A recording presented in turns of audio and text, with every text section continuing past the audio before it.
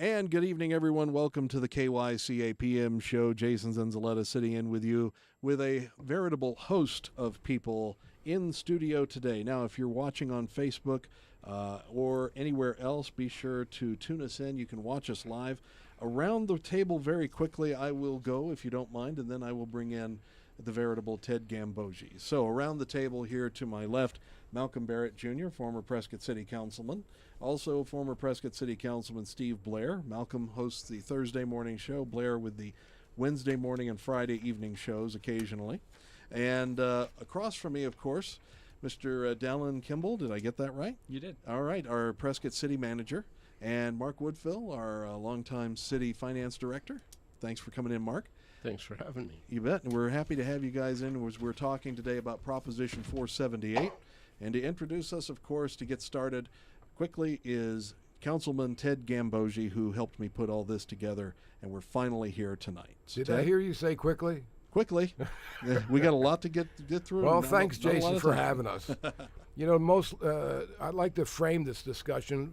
Normally, when listeners hear KYCA, they hear one person talk about one subject. But today, thanks to Jason, you're going to hear both sides of Prop 478, the safety proposal. So call your friends and ask them to tune in. By now, you probably know the features and benefits of Prop 478, and many people have told me it's way too long. And, you know, before you make a sale, you do a needs analysis before you get into features and benefits. You've seen yard signs that say, keep Prescott safe. But let's get real, it's not safe. Response times are 11 and a half minutes. At night, we might have 4, 6 policemen on the streets. That's not what I call safe. And remember, our most recent survey said that safety is the most important thing, or biggest concern in the city. So before I start, I'm going to make a quote from last Sunday's intentions from Sacred Heart Church. Those in government service regard all human life with sacred respect, let us pray to the Lord, unquote. That's exactly what the city is attempting to do. So I'm going to help Malcolm and Steve by listing some of the reasons why for not voting against Prop 478. First, the wording's too vague. It's not in a separate account. Secondly, we have reserves, so why don't we use those funds? Third, why don't we prioritize our spending and cut something out? Fourth, why don't we bond it? And fifth, why don't we increase some other fees like impact fees or tax or bed tax? All of which neatly fit into the category of why don't you do something, anything other than what you're proposing. So before we debate the reasons to oppose the tax, I'd like to frame the discussion properly and use the first as an example. The wording and accounting concern is designed to inject a certain level of fear that your money will be misspent. Let's be honest. That could happen. However, you have control of that. When residents didn't want a cell phone tower on Pioneer Parkway, they came out, filled the council chambers, and shut it down. When they didn't want a traffic light on Fair Street, they filled the council chambers and shut it down. So in the future, if you sense some misappropriation of the funds spent on 478, fill the council chambers and shut it down.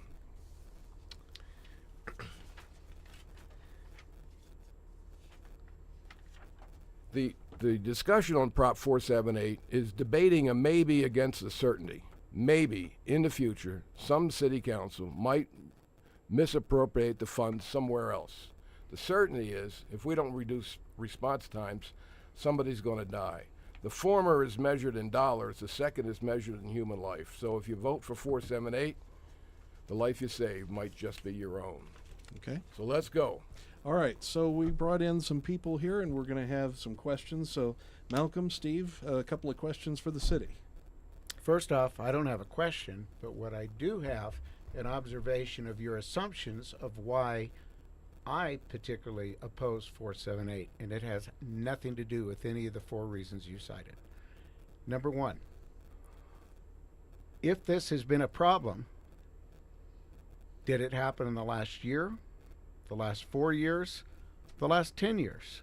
If this has been a building problem, why was it not such a panic in the last 6 months where we had to throw it out, with 6 months of thought, 6 months of reaction, and it had to be on the next ballot. Number one. Number two, placing this initiative on a general election ballot is a massive strategic error. I'm holding before me, for those of you watching on the podcast, our election information pamphlet. We used to call this a phone book. Remember Steve Martin and the Jerk? The phone book is here, the phone book is here. This was mailed to every voter in the state of Arizona about what's on your ballot. 354 pages. It does not include any of the political races, the candidates. It does not include any of the local initiatives and propositions. And we have 478 for the city, 479 for the county. Every voter is going to get a 2-page ballot with our issue at the very back. So are we trying to hide this issue? Or why was it such a rush in 6 months to get it on the next ballot instead of delaying it to, say, the council election, where every council candidate could make a stand on where they stand on this proposition and why? But instead, it's bundled up with the general election. That was a strategic error. The first one was why now? Why now? Okay. Did we just find out about this a year ago? We had all the information we needed to build a fire station on Ross Road back in 2005. We had all the information we needed to build a fire station out by Larry Caldwell in 2015. Mm-hmm. But we didn't get Holger Dory until recently. And he's done a super job of putting together an overall plan to make the city safer. Mm-hmm. Now, what was the second objection?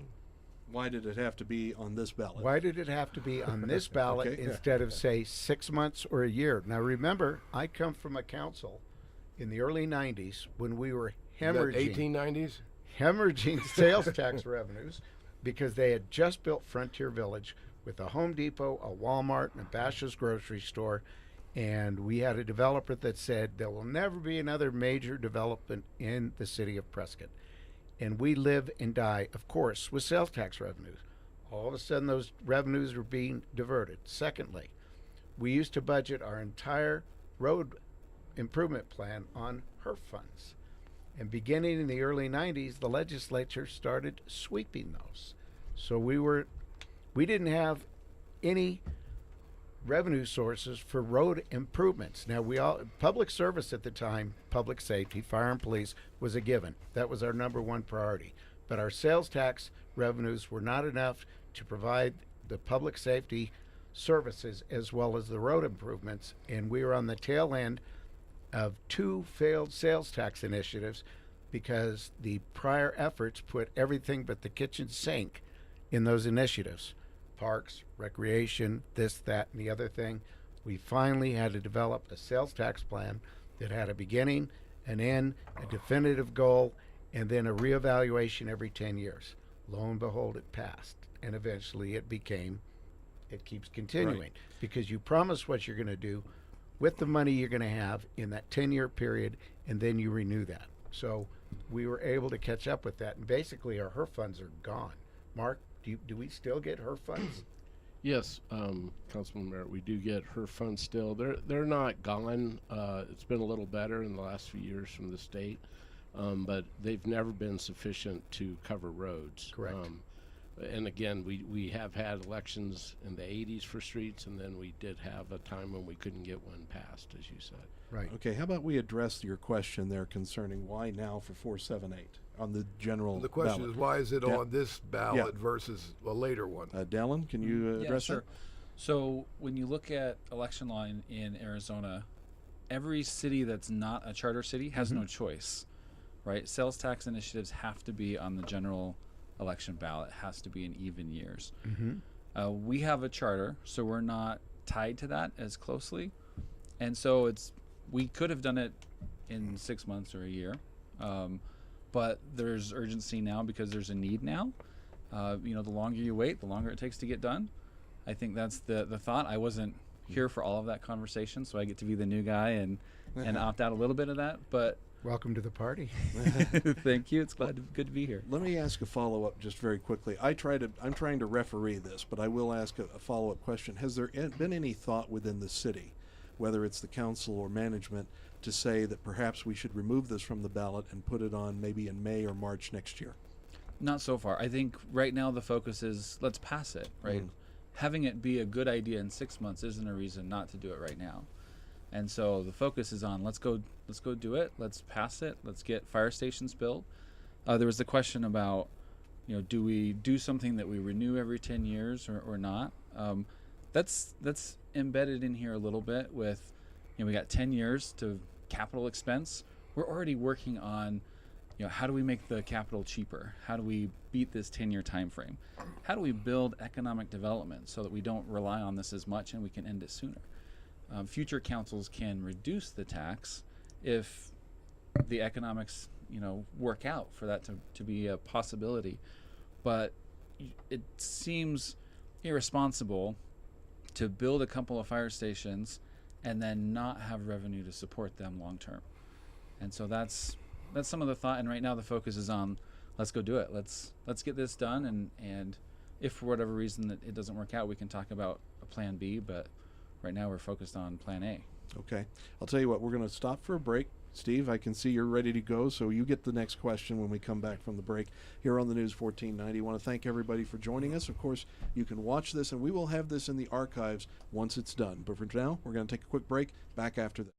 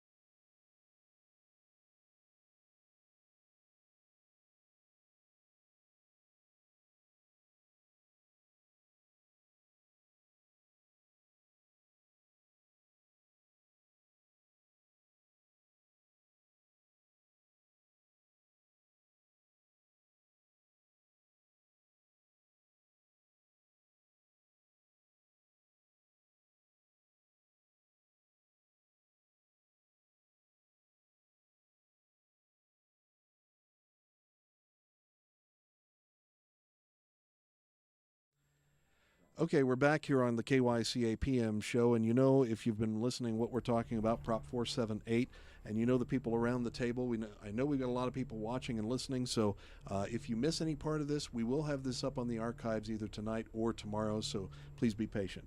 Okay, I'm going to throw it over to Steve Blair here, who was talking off mic, and let's see what you've got to say here real quick. Okay, first of all, I'm not against the police or fire. I've always supported them. 20 years on council, I've always supported them. Yep. I just have questions, and there's a track record that goes back, and people will say, and there's been people on council that have said we've defunded the police department. And I just want to share with you, that's farthest from the truth. In 2007, the downturn of the economy, the realtors and the board in Phoenix got on the legislature, and they did away with the public safety impact fees for police and fire department. That took place from 07 till the first of 015. And at that point in time, we found out we had a huge issue with PSPRS looming out there. Right. We started working on PSPRS with Billy Orr and Steve Shiska and the rest of the city council. That went to the voters in 17. In 17. Beginning of 18, January, we started 0.75% sales tax. And in 2023, 5 years exactly, we generated $83 million. If we can, is that correct, Mark, or is that somewhere close?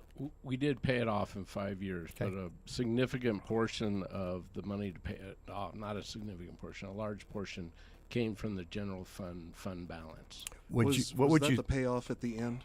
No, it was at the beginning. It beginning? was a commitment that council, who was campaigning for it, made that we would put the fund balance that was available. So, if you will, that assumption back, how much did that 3/4 of 1% generate in 5 years?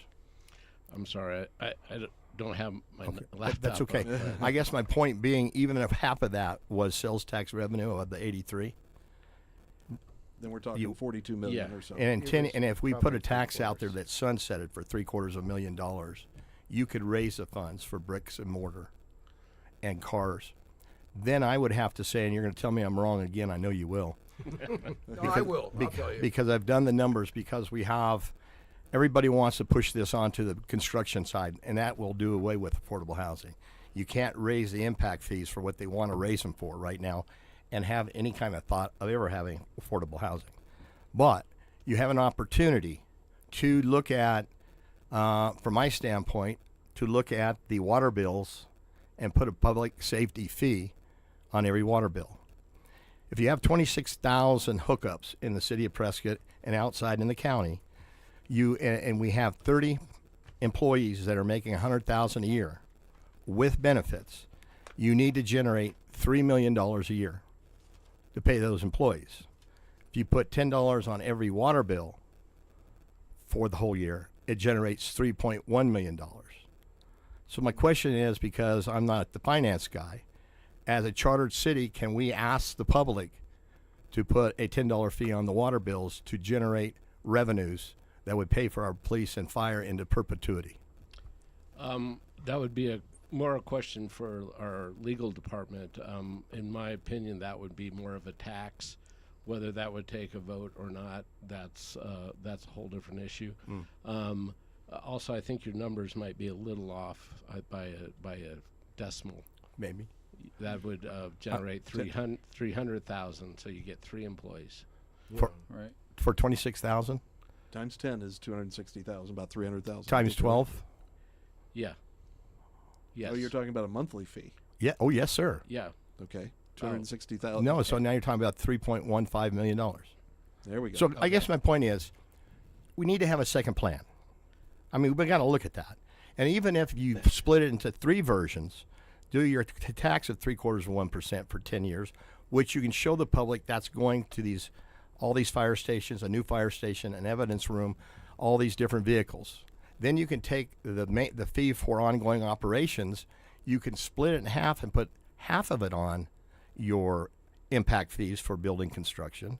You can't have operations on impact fees. Okay. It's So just then I would brick and say we mortar. could go back. To me, I got a water bill. If I had a water bill and I knew public safety wise, And if you lived in the city. of that's why I don't live. I live in the city, so I still have a water bill. My point being is, we have to make sure that people that are sitting on that council and the city manager here know there's got to be ways to do this without a forever tax. Everybody I've talked to has got such a fear for locking in this tax forever. Can I weigh in on this, Jason? Sure. You're welcome to. Yes, of course. You mentioned 0.75. That's what we used on 443. Right. 0.75 doesn't cover the nut of capital plus operating expense. So Correct. we looked at 0.8. 0.8 would do it, but as Mark calculated, we'd have to bond the capital out to 2058. So by moving it from 0.8 to 0.95 for 10 years, it saves us $38 million in finance fees. The 0.95 goes away, it drops to 0.75, and that's the other half of the 110 million in operating expenses. That's 16 police, 14 fire, and what am I missing? Some administrative, 1 or 2 Support administrative staff, people. yes. That's what we need to man the fire stations and to keep the city policemen, to give them a real life, because right now they're working overtime galore. Yeah, I know in the business I have, when I have to charge somebody tax on what they purchase, they're already looking at me going, God, these are expensive. The product's expensive. Then they look at the tax and they're amazed at how much buying products are. You go to tack another 1% on, everybody's saying, well, it's just 1%. You can 1% yourself to death. Now, the And- other thing, if you put tax on the water, the resident pays the full burden. If you have a sales tax, about 60% of the sales tax is paid by people that don't live in Prescott. 40%. Well, I guess if I got my water from the city of Prescott, these fine officers and policemen, firefighters, they're serving the general purpose of the people that have services, have houses, have commercial buildings like I do. The part of having the structures built in that percentage being paid by 40, 50%, 60% of people that move or that are shopping here and visiting Prescott, I can agree with that. But then again, we can't have a council that keeps trying to push all new construction commercial out of the city limits. Well, there's where we got time. We got a minute. We've got about 2 minutes. Okay, there's where one of the things that Dallin introduced me to is Malcolm's favorite presidential candidate, Kamala Harris. She always loves Venn diagrams. I am so glad you're out of reach and sitting on the other side of the table. But I'm going to be civil. So After all, I was raised in a middle-class family. Yeah. Here's a fun See, book I you can wasn't. throw I in. was in a poor family. But if you think of a Venn diagram, there's costs. That's one circle, and the other circle is taxes, and the other circle is revenue generation. And we wholeheartedly agree we have to generate more revenue in the city than just plain taxing for everything we want to do. I appreciate hearing that from you because, some of the folks that are on council, every time something comes up, Willow Creek Road, on some of the busiest infrastructures we have, they'll have two people playing a small violin and squeaking forever. And then they run the sales tax out, and that sales tax is the very thing that pays our police and fire department. Yeah. Now, you can't have it both ways. And then get on your hands and knees and beg for a tax to pay for a new police and fire department. And put your money where your mouth is and quit buying open space, like around the airport. Get rid of the secondary runway and turn that open space, or fallowed land, as Joe Baines would like to call it, because he didn't like me calling it open space. But use that land for commercial ventures and bringing in some more sales tax revenue. Okay. I'll tell you what. You got 30 seconds. Anybody? Nope. Okay. Well, wait a second. Okay. Go ahead. Dallin's got his hand Dallin, up. Go ahead. I think that, so what Ted was describing is, look, you got services, you've got tax revenue from tax rates, and then you've got the number of people paying. You've got growth or density. We get to pick two, and the third one happens to us. We understand that, right? So if we don't have the tax rate and the growth and the service levels can't be supported and et cetera with any of those elements, it has to be all of those. We have to be pursuing economic development, and we are. And we've got some really cool things, I think, in the pipeline now that I'm excited to share with the community when they're ready for that. I think there's definitely that part happening. It's just for police and fire right now, we need the tax rate to build the buildings and support the services. Okay, we're going to take a quick break, and Dallin will be back to you a little bit, and everything else after we get back from this break after this.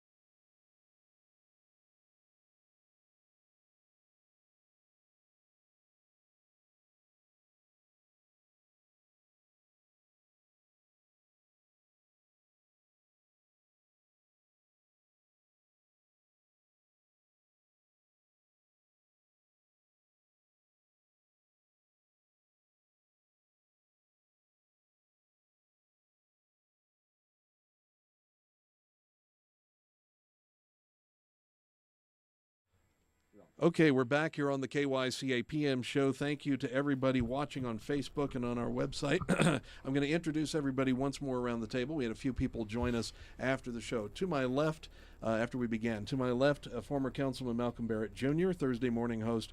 Former Councilman Steve Blair over at the corner over there, who is hosts on Wednesday morning and Friday evenings. Across from me, Mark Woodfill, longtime finance manager for City of Prescott.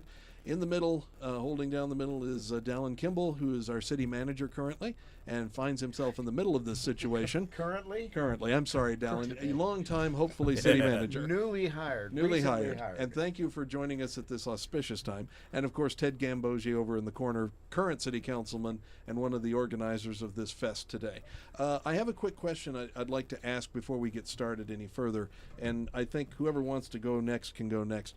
I know that there has been talk that there is a new transparency tool that is going to be used by the city that people can look at, and you're all excited to bring this up. You're going to like this. Because I have a follow-up to that, but please talk to us very quickly about this. Yeah. Excuse me? That's Mark's cell phone. There you go. Okay, go ahead and describe this tool. This is something that people can keep an eye on, city finances. So go ahead. Yeah, absolutely. So the company that we chose to use is called OpenGov. Okay. And it's a great name for the firm because what they do is they put our financials online basically. And so it's the ability for anybody to go on our website and follow along with how things are going within the city finances. Okay, so a couple of quick questions. First, and I guess this is to Mark, when this happens, for example, if this passes for 478, yes, the money sweeps into the general fund, but will we be able to see that money as it comes in and as it is spent, in specifically for 478? Yeah, absolutely. The tool has dashboards that allow tracking of the revenue and expenses, and I wouldn't say the revenue gets swept into the general fund. I think that's inappropriate. Well, then where does it go? It is going into the general fund, but it's going into a dedicated revenue source, and it will be clearly identified, as I've said, in our budget workshops and also on this reporting tool. Okay, so a question here now. Yes, it's open to everybody to use, obviously, but there's a lot of people who also say, well, I try and keep track of everything and I have too much to keep track of. Has there been any discussion, comment, or thought of the possibility of perhaps a 3-person commission appointed by the mayor or the council or by the city to kind of be the watchdogs for this fund? Has that been a thought or discussed? Yeah, my understanding is that the PAC has been the watchdog for this? They've been talking about what does that look like and who is it and how does that happen. But we would also be reporting, so in addition to having the tool available, we would issue reports, that'd be part of our budget. Every presentation on any budget item would include a presentation on how's 478 going. So we would be proactively sharing information and have the information available for anybody that wants to search. And then if there's a citizen committee that wants to get together and also follow it, we'd love to work with them and help them be successful. Okay. I'm going to throw it up. Steve, you're up. Quick question for the city manager. I don't have it. I haven't seen it. And I don't know whether you guys have put it together yet. But in all the things we're talking about, bricks and mortar, repair of fire stations, building new fire stations, new evidence lockers, is there a breakdown where you have already figured out what each one of these are going to cost? And it's just not a throw out wish list of saying we think it's going to cost this much? Or have you fine-tuned it so the public knows exactly, like 3 fire trucks, it's going to be, $1.6 million for 3 fire trucks? Go ahead, Mark. Mark, go ahead. Oh, that's okay. I was just going to say, obviously we put together estimates, and there are estimates at a 10-year budget. Nobody knows what a fire truck is going to cost 5 years from now. I mean, or even building a fire station. With their estimates, I think they're relatively good estimates. We presented those at the multiple workshops we had through April and through May. And those are out there in the PowerPoints and at the open houses. I believe we have that information. So it identifies each one of those avenues? Yes. Does it also include all the new fire or the police cars and fire trucks? It includes police cars and yes. Everything each but year, employees. Each year by year includes new employees by number of employees each year. Yeah, all that's been part of the numerous workshops that we've had on this. And then we can keep refining as we get more detail.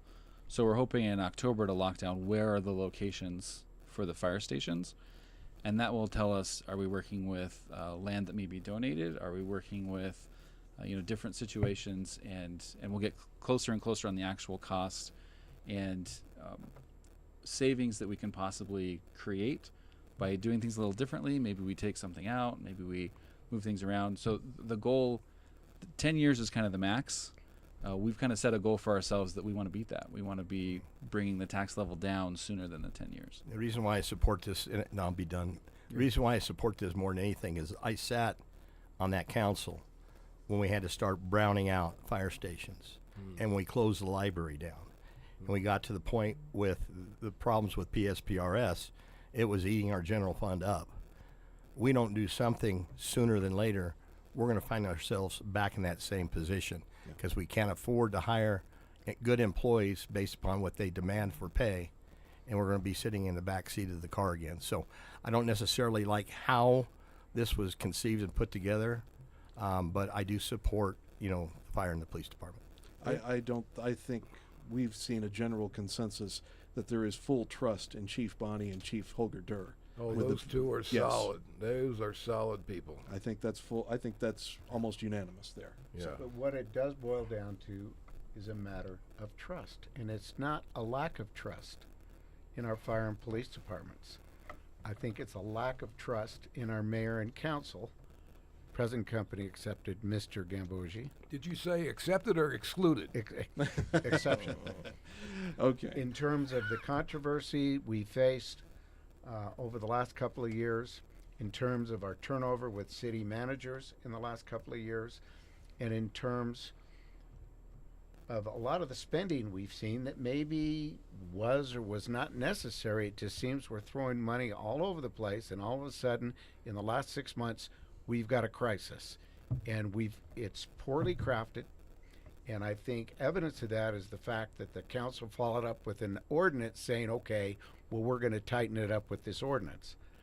I think we needed to take some time to craft it correctly. You even referred to, well, at a 10-year time, we think we can pay it off sooner. Well, that's how you get voter trust and taxpayer trust. This is what we're going to do in the next 10 years, and we're going to evaluate that, and if we do what we say we're going to do, maybe we come back and make it permanent. Well, but I think right now we are suffering from a lack of trust in voters. That may be, but we trust implicitly the fire chief and the police chief. Yes. And yes. this is their proposal. This is not the proposal from Ted Gambogi or Dallin Kimball. Mm-hmm. This is their proposal. And as I opened up with, okay, can you pick something wrong in the wording? Yeah. But if residents don't want that money to be moved, then show up at the city council like they did for the cell phone tower and the traffic light. We've had this discussion before at people showing up at council chambers. Yes, I know. And I'm saying be consistent. Okay. I'll tell you what, I'm going to have to pause here. We've got a break coming up. The next segment's going to be a little short. Ken on line 1. Be patient. We'll see if we get you in, but we'll see. If not, we'll ask you to ask your question to Scott, and maybe we can ask it off the air because we've got a lot to talk about. Quick break. Back after this.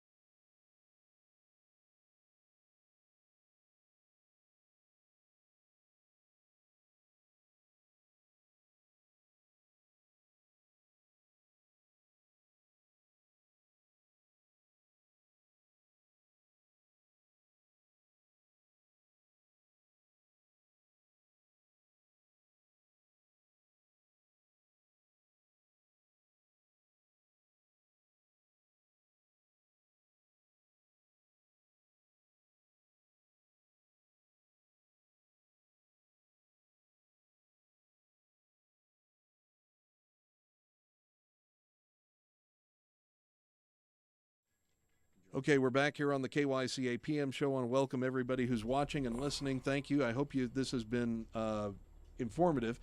We've got one quick question on the air. Please, no more phone calls, folks. We got a lot more to talk about, but we'll bring Ken in. Ken, you have a question on line one. Yeah, I'm here. Go ahead, Ken, very quickly. Yeah, I know this is a tax that's already on the ballot, but and you're talking about getting the confidence of the voters. I've never heard any discussion of cutting anything other than fire and police, and you well know that there's many, many departments to the city. Why is it that no other department has ever talked about being cut? And that's, I think, what Blair was referring to earlier, correct? Well, bottom line is we had a downturn last time. We dilapidated the Parks and Recreation Department. We took all the low-hanging fruit, all the employees that we thought we can get rid of. And Mark, you can correct me if I'm wrong. I think we got rid of almost 100 employees at one time.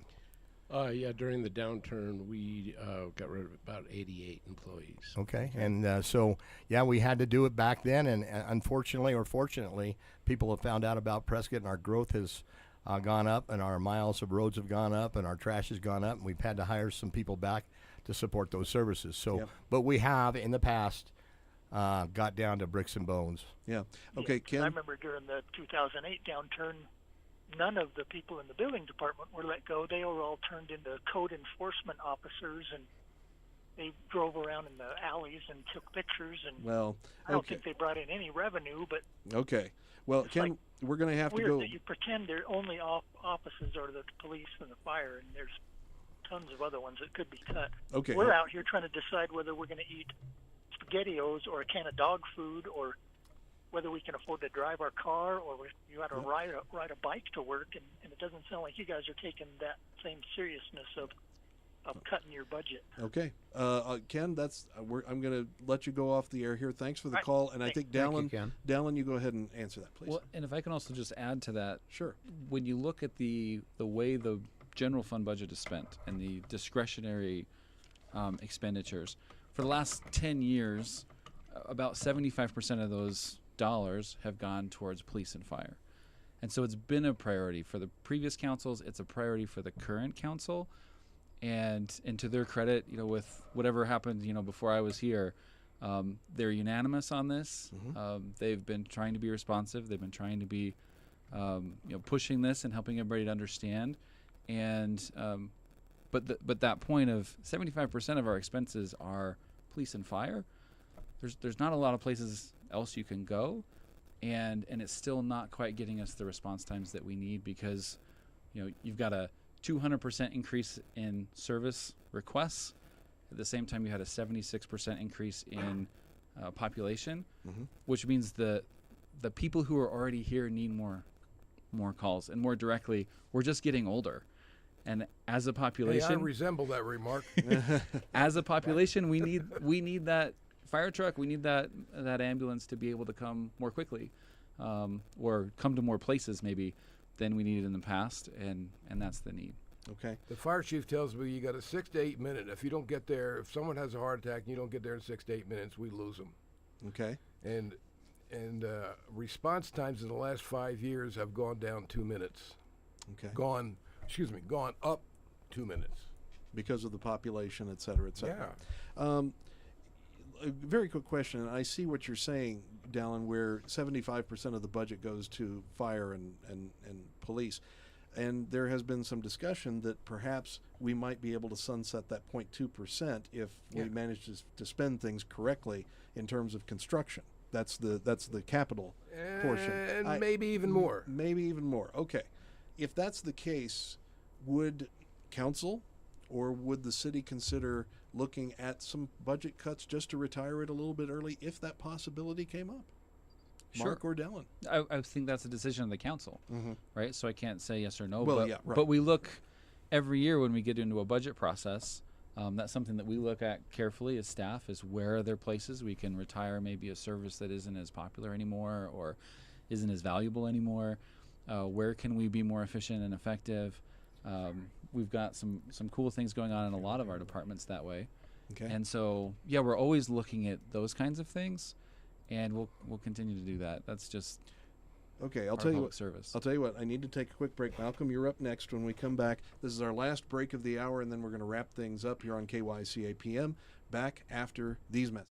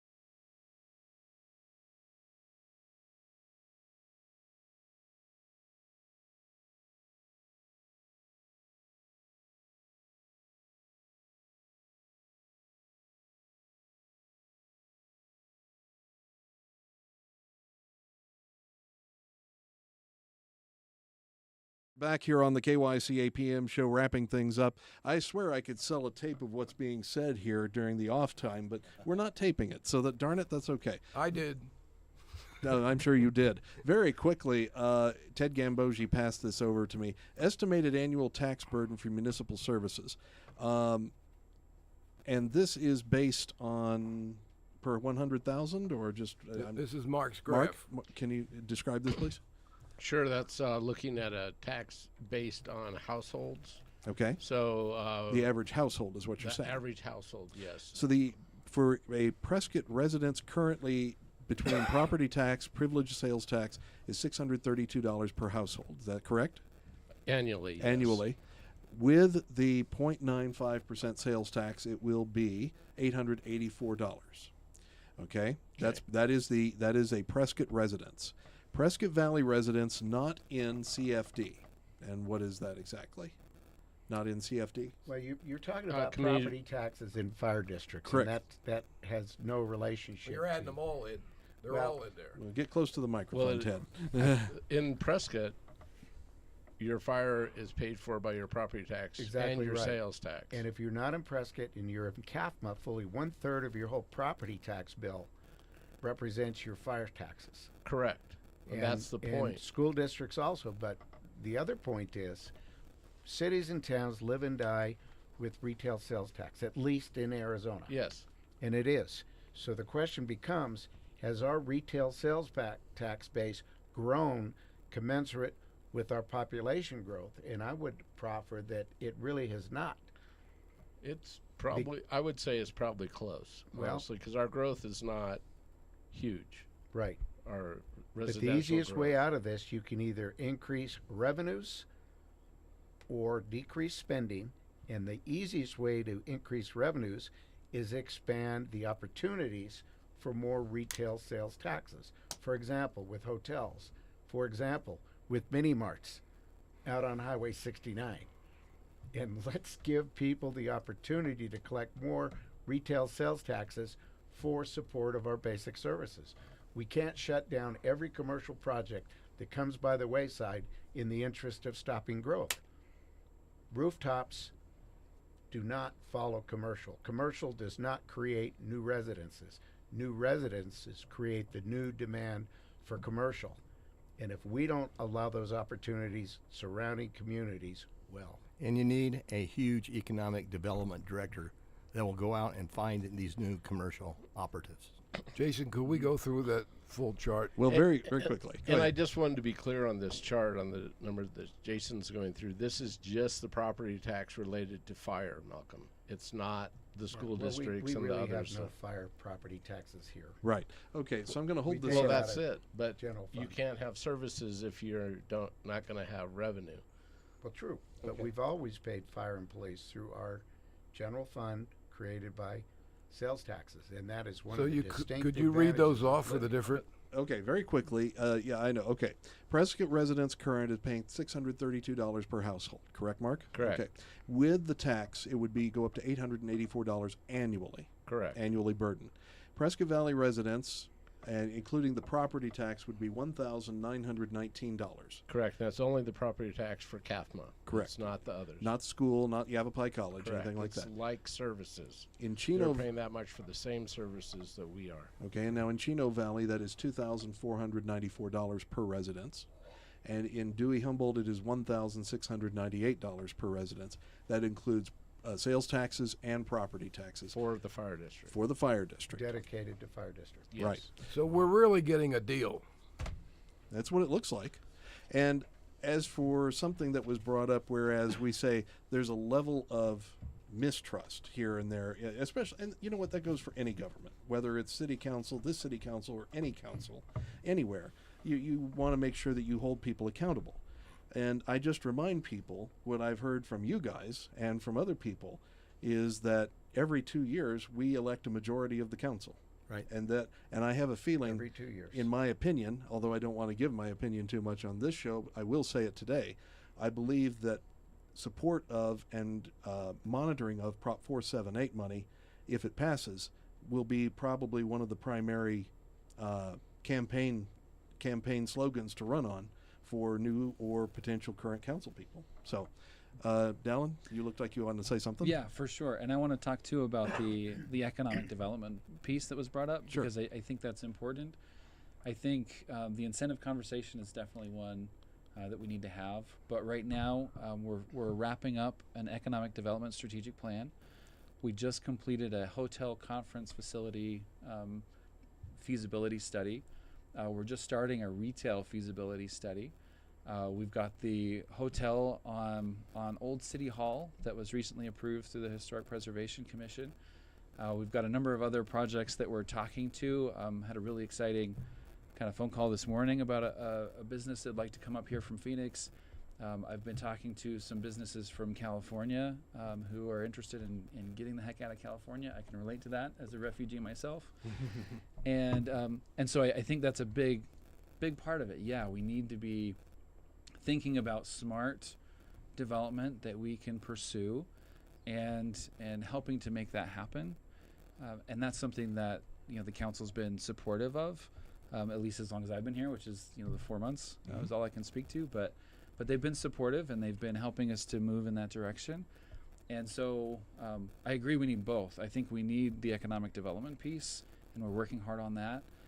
But to maintain the service levels that we are hoping to get to and actually improve the service levels, which is why impact fees become such an issue, is because we can't improve service levels with impact fees. Okay. But to get to that faster response time, we got to have this extra little bit. Okay, we're down to 1 minute. Mark, did you have anything you'd like to add to the discussion at this point? No, I think we're good. All right, Mark Woodfill and Dallin Kimball, thank you for coming in. Last words, gentlemen? Anything else? I defer to Steve. Steve, anything last words? I defer to Ted. Ted, your last words, please. I want to thank you for having this discussion, because everything in the previous to this is a one-way discussion. Here you've had pros and cons, and the listeners had a chance to hear it out, and I think that's great, so thank you. And we're happy to have it here, happy to have all manner of discussion. Remember, ballots come out next week. Please be careful, take your time, look at your ballots, and vote accordingly. And call And Malcolm. read your ballot information booklet, of And- which I think no more right. than 3% of the people will read. Very quickly, you folks have an open house tonight. When is your next open house for 478? Do you remember? Give me 20 seconds. We I don't will have find 20 it. seconds. All right, I'll tell you what. Look it up on the city website. There are more open houses coming out. For more information on 478, do your due diligence. Vice President debate is coming up in 1 hour live on KYCA. Thanks